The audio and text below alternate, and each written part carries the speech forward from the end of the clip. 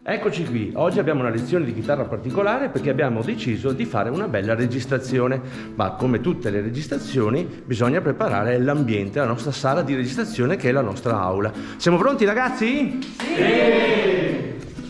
Ok, partiamo.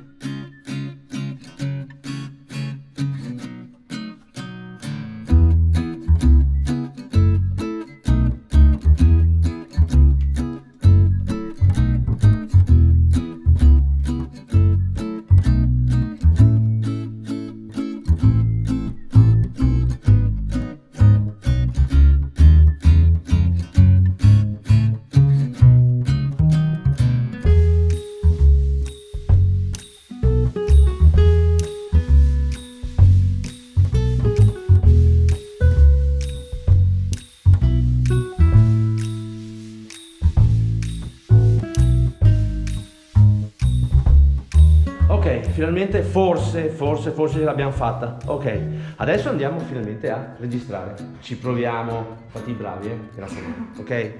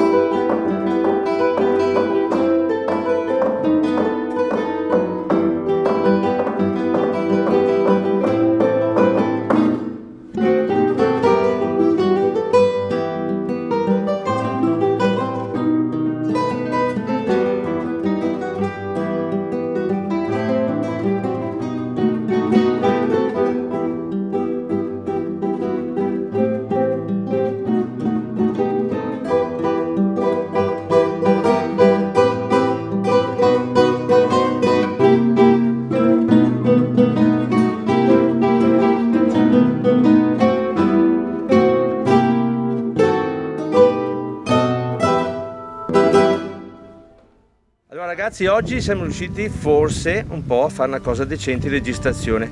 Chi mi dice le sue impressioni? molto bello, ci siamo divertiti, è stata un'esperienza molto utile soprattutto per me e penso anche per i miei colleghi, è stato molto interessante. Beh, è andata molto bene, è stato molto utile, un'esperienza diversa dal solito e penso sia venuto fuori anche un bel risultato. La rifacciamo? Sì! Dai, bravo!